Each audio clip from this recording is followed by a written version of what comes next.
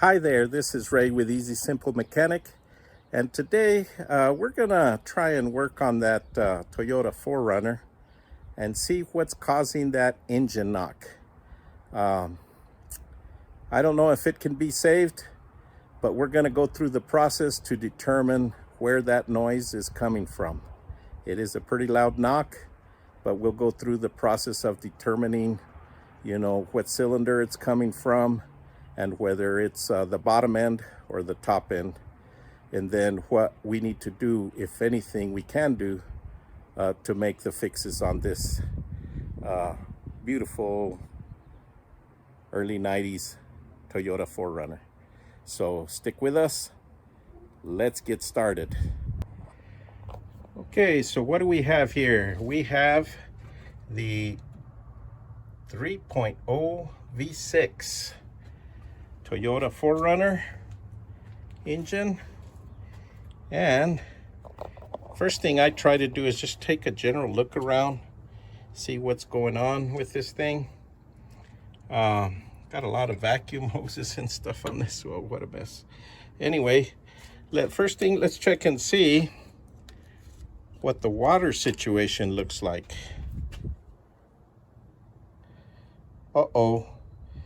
We see there's no water in the radiator. And is there any water in the container? Oop, where's the hole? There it is. I don't know if you guys can see in there, but I don't see any water in this thing.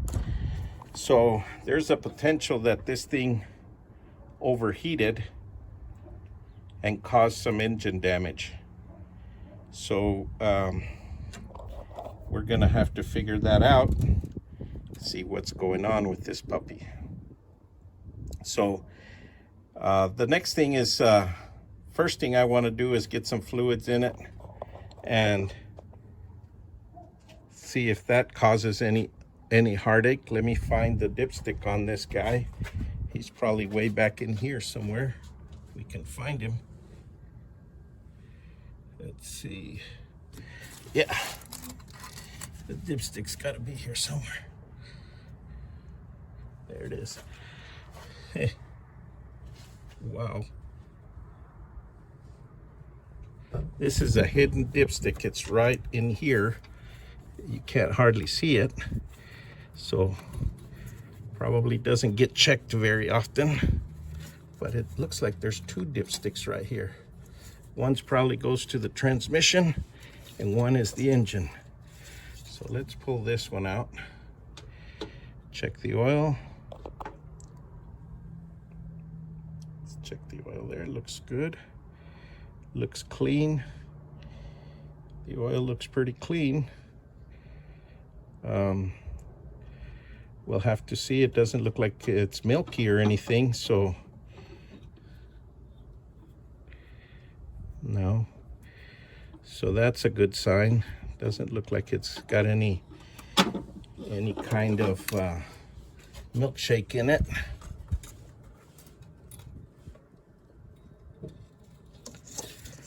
So yeah, that's a hidden place for the dipstick. People probably don't check it very often if it's hidden away that way. They assume you can just drive them all you want without any issues.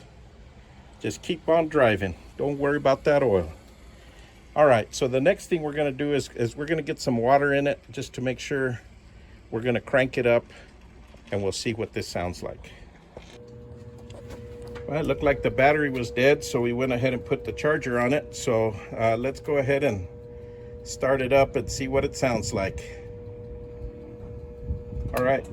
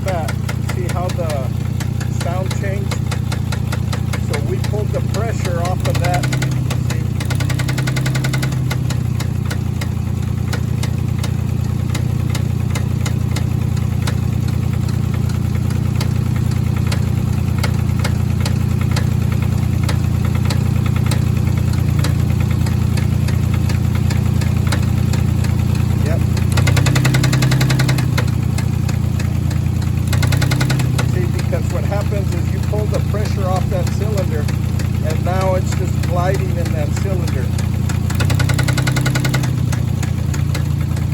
So yep, it's cylinder number 1. And if we pull one of these others off, see, it reduced the idle. It did change, but it didn't change the knock. Alright, so we know it's cylinder number 1. That's the issue.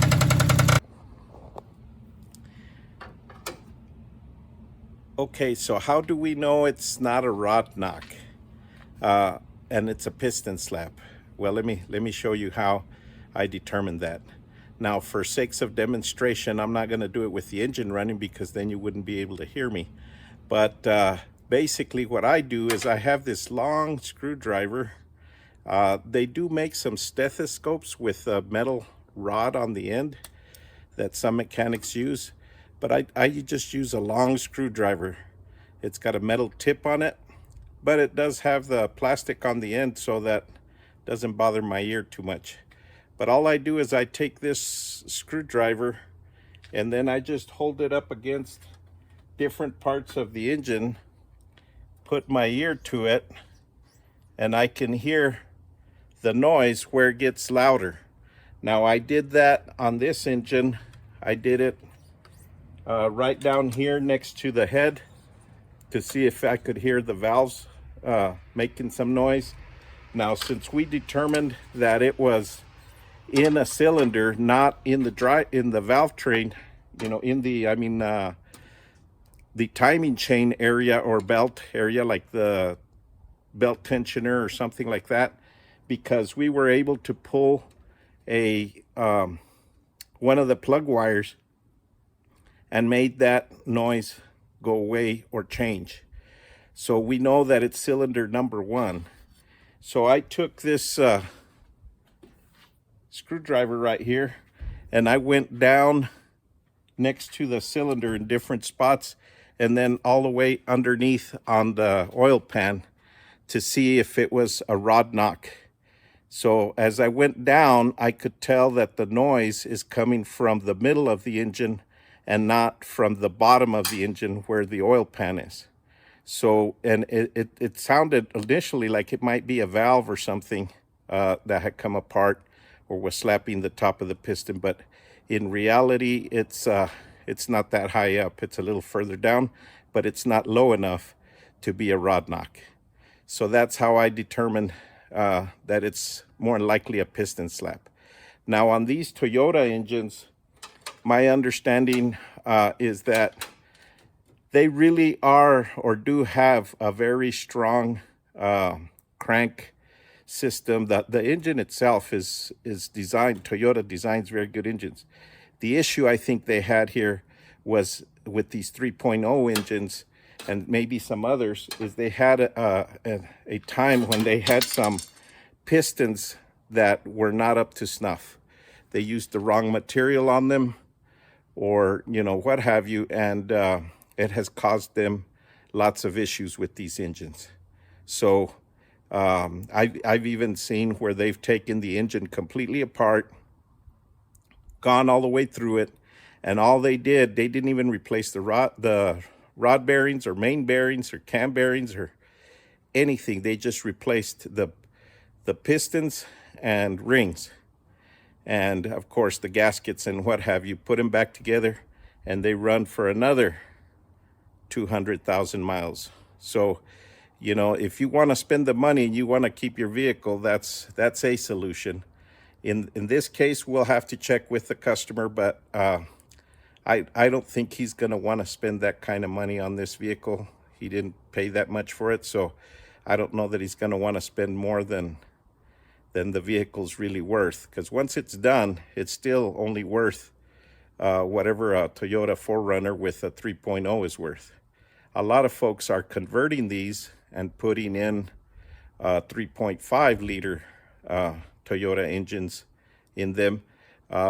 Because this is an automatic, I don't think he wants to do that. So anyway, well, we'll have to see if he's going to want to change the engine or if he's going to want to go through it. but I know he doesn't want to spend much money, so I think it's going to be a short video.